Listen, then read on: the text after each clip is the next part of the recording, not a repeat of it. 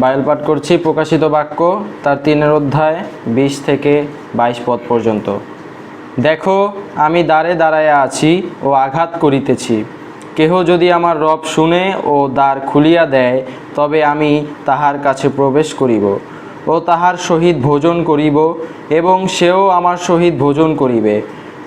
যে জয় করে তাহাকে আমার সহিত আমার সিংহাসনে বসিতে দিব, যেমন আমি নিজে জয় করিয়াছি এবং আমার পিতার সহিত তাহার সিংহাসনে বসিয়াছি। যাহার কর্ণ আছে সে শুনুক আত্মামণ্ডলীগণকে কি কহিতেছেন। ইহাই প্রভুর বাক্য।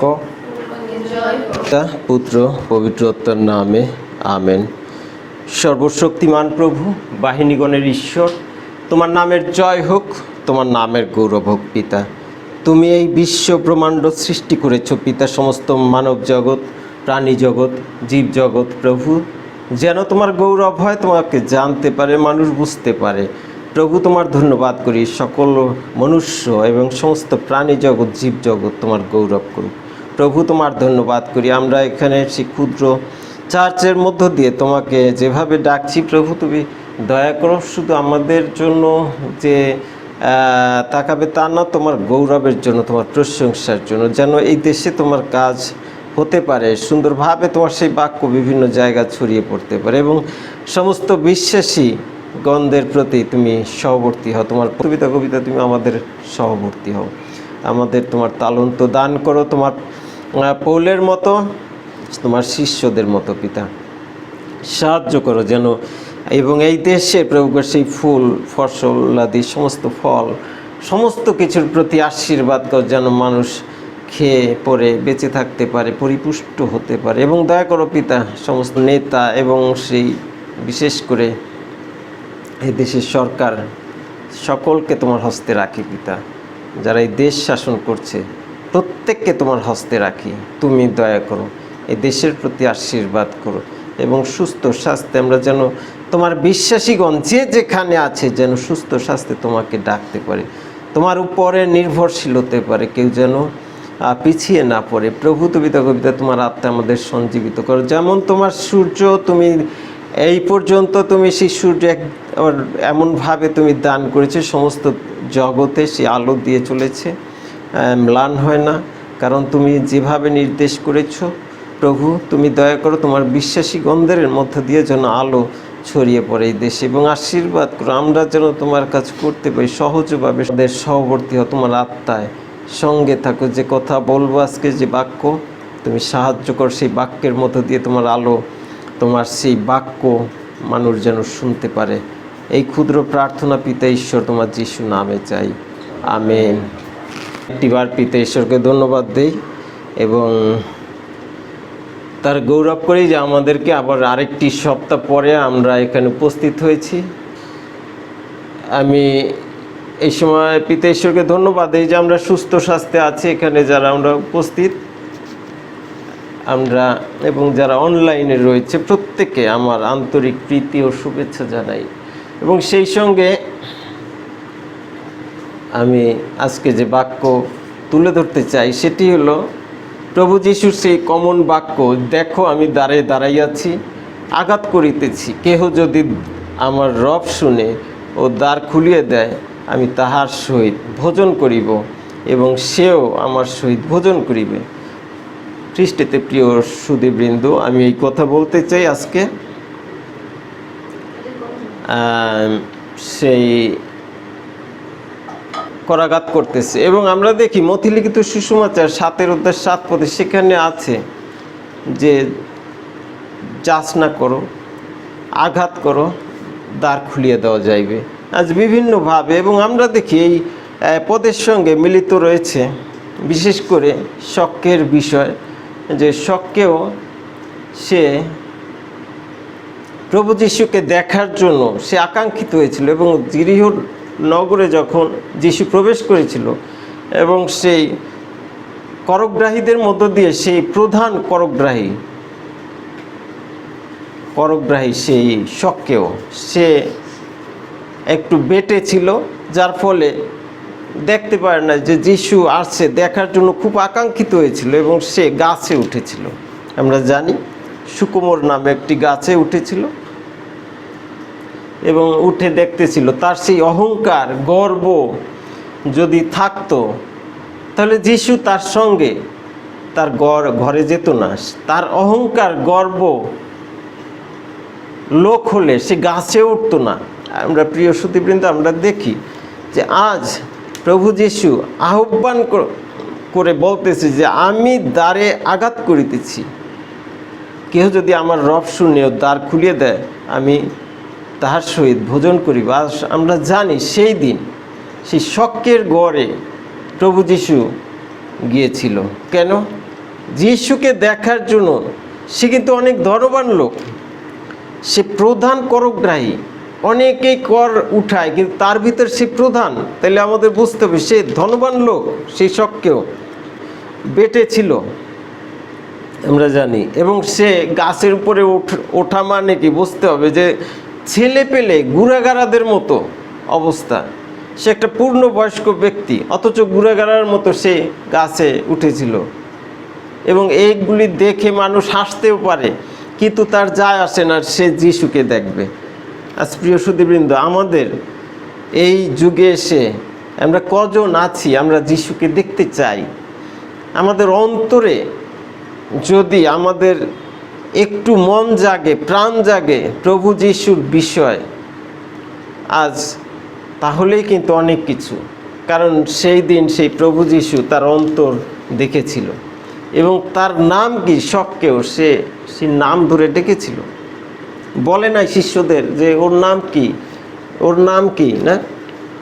যিশু হলো অন্তর্যামী এবং অনেকের সেই আশেপাশে দাঁড়িয়ে থাকলেও তাদের অন্তরের কথা সে জানতো, কারণ তিনি হলো অন্তর্যামী। ঈশ্বর থেকে একটা অংশ, তিনি ঈশ্বরের একটা অংশ স্বরূপ পৃথিবীতে সে এসেছিল। এর জন্য বলছে যে যে আমাকে দেখে সে আমার পিতাকে দেখে। আজ প্রিয় শ্রোতৃবৃন্দ, সেই শখকেও যখন বললো যে তুমি নেমে আসো, আজ তোমার ঘরে যাব।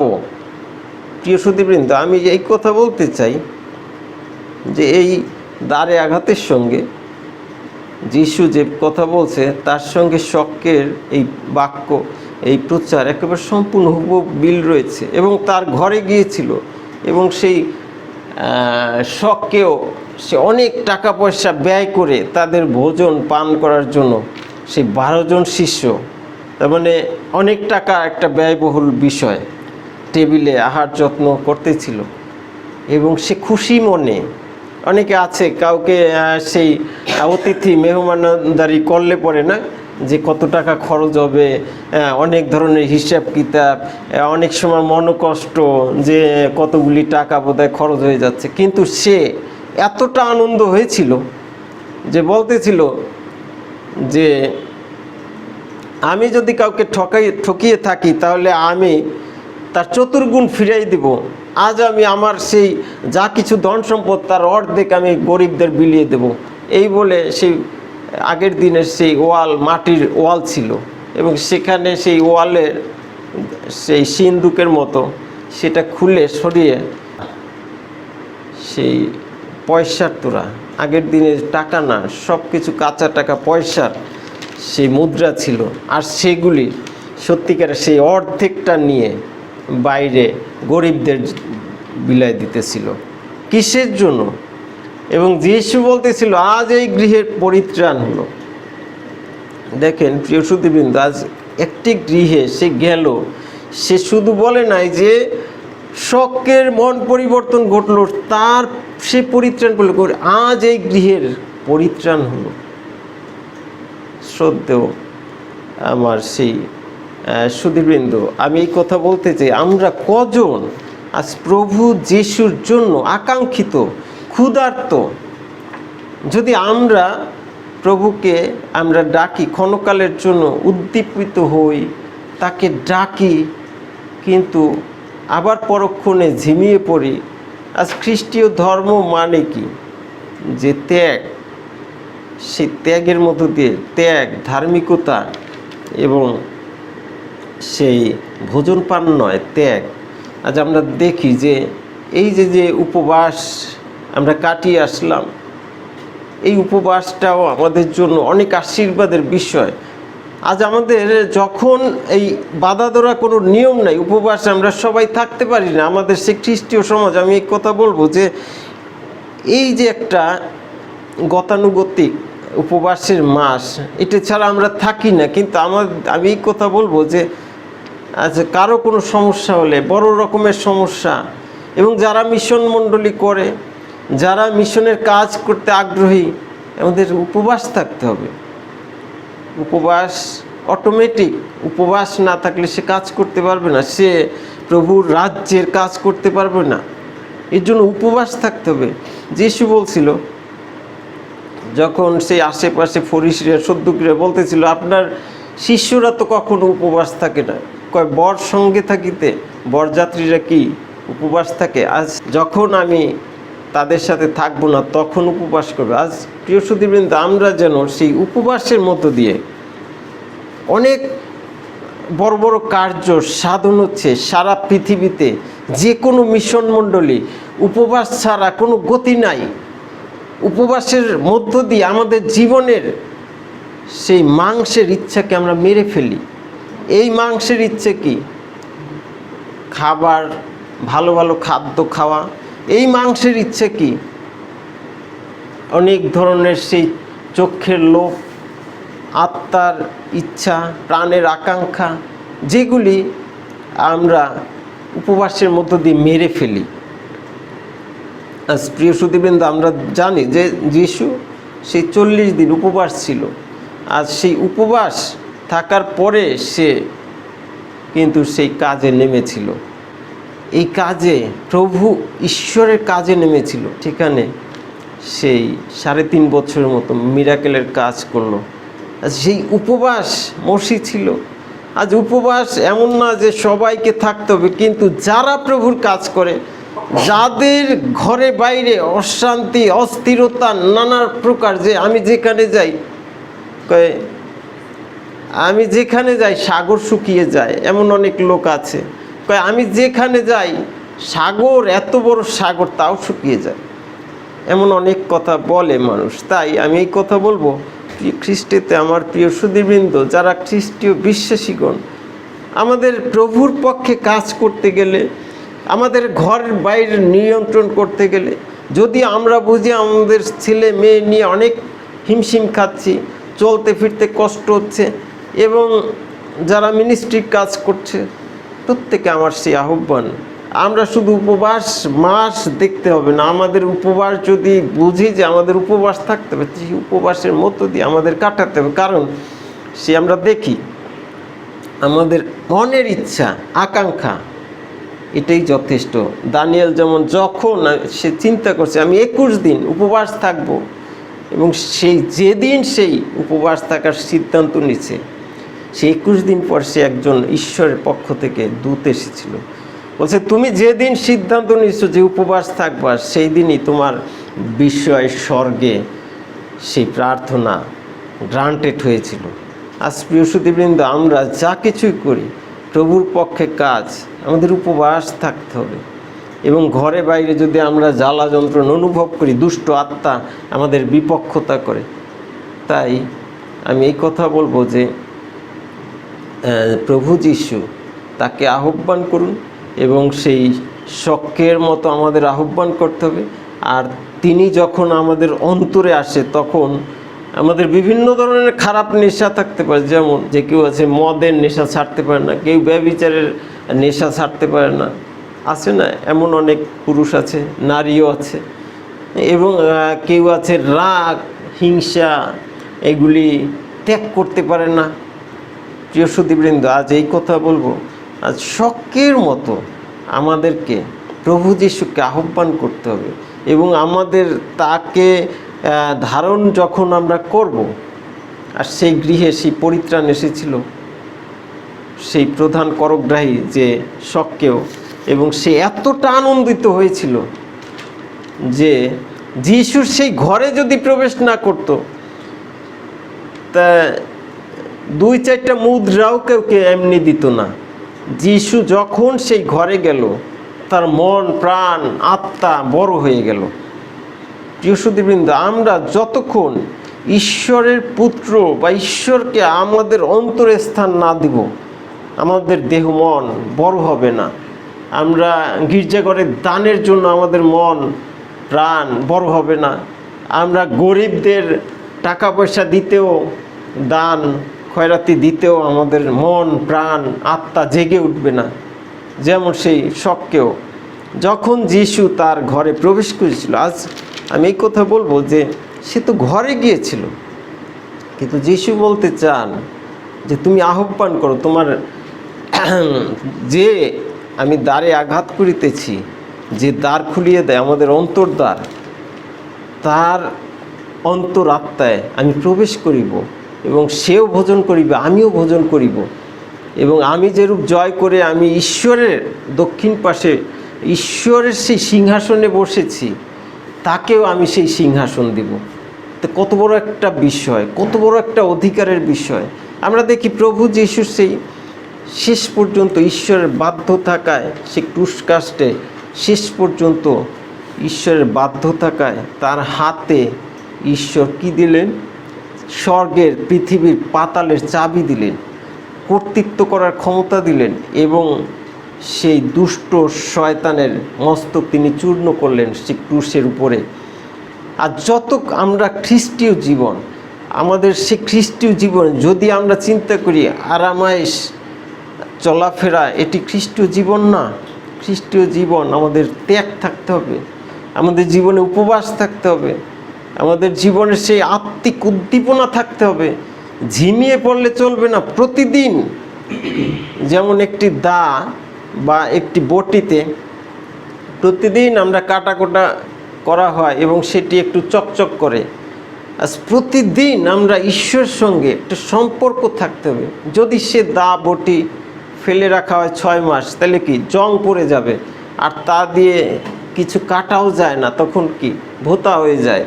ঠিক ঈশ্বরের রাজ্য আমাদের জীবনে প্রতিদিন সেই ঈশ্বরের সঙ্গে সম্পর্ক রাখতে হবে, সেই বিশেষ করে প্রার্থনার সঙ্গে এবং ঈশ্বরের সঙ্গে সম্পর্ক ঝিমিয়ে পড়া যাবে না, ঢিমিয়ে পড়া যাবে না। আমাদের শয়তান অনেক সময় আত্মিকভাবে চেপে ধরে, আমাদের অনুৎসাহ সৃষ্টি করে, তখন আমরা ঈশ্বরের কাছ থেকে আমরা ছিটকে পড়ে যাই। আমরা দাঁড়িয়ে থাকলে আমরা পড়ে যাই, আমাদেরকে শয়তান পরাজিত করে ফেলে এবং বলে না, পাইছিস না, তোর পক্ষে ঈশ্বর কি দিল না, অনেক কিছু না, অনেক ধরনের। সে আমাদের অন্তরে সেই সম্পূর্ণ পরাজিত করে। এর জন্য এফিসীয় তার 6 অধ্যায় 11 পদে আছে, তোমরা ঈশ্বরের যুদ্ধসজ্জা পরিধান করো, যেন দিয়াবলের দুর্দিনে সেই দিয়াবলের প্রতিরোধ করিতে পারো। তা আসুন প্রিয় সুধীবৃন্দ, আমরা প্রভু যিশুকে যেন আহ্বান করি, কারণ আমাদের অনেক ধরনের এক একজনের এক এক রকম রিপু কাজ করে। কেউ রাগের আত্মা নিয়ে চলে, কেউ হিংসার আত্মা নিয়ে চলে, কেউ ব্যভিচারের আত্মা নিয়ে চলে, কেউ মদের নেশে আসক্ত, কেউ ব্যভিচারের সে বেশ্যাগমনের দিকে সে ধাবিত হয়, যেটা গোপনে না, যতক্ষণ প্রকাশ না হয় ততক্ষণ সে গোপন থাকে। তা আমাদের প্রত্যেকটি বিষয় থেকে রক্ষা পেতে হলে আমাদের প্রভু যিশুকে আহ্বান করতে হবে সেই শখের মতো, যেন আমাদের জীবনে প্রভু যিশু যখন প্রবেশ করবে তখন আমরা অনেক কিছু থেকে মুক্ত হব। যদি এই পৃথিবীতে সে কষ্ট রয়েছে, দুঃখ রয়েছে, বলছে মাংসের ইচ্ছাকে আমরা যতক্ষণ ক্রুশে না দিব, আমাদের জীবন সেই ঈশ্বরের কাছে আমরা সমর্পিত হতে পারবো না, আমাদের অনন্ত জীবন আমরা পেতে পারবো না। কারণ ধনী লোক এবং কাঙ্গাল আসার আমরা দেখি উদাহরণ। আমাদের জীবন খ্রিস্টীয় জীবন ত্যাগের, কষ্টের, দুঃখের, এভাবে আমাদের সেই প্রভুর সঙ্গে যুক্ত থাকতে হবে। তা আসুন প্রিয় সুধীবৃন্দ, আমি প্রত্যেককে আরেকটিবার সেই একইভাবে আহ্বান করি, যেন আমরা শখের মতো প্রভু যিশুকে আহ্বান করি। আমাদের মন প্রাণ আত্মা তাহলে অনেক বড় হয়ে যাবে। শখের মতো মানুষকে দান করতে পারবো, গির্জাঘরে দান করতে পারবো। নতুবা আমাদের মন প্রাণ আত্মা একেবারে চুপসে ছোট হয়ে যায়। তা আসুন এই বাক্যের মধ্যে দিয়ে ঈশ্বর আমাদের প্রত্যেককে আশীর্বাদ করুন। আমেন।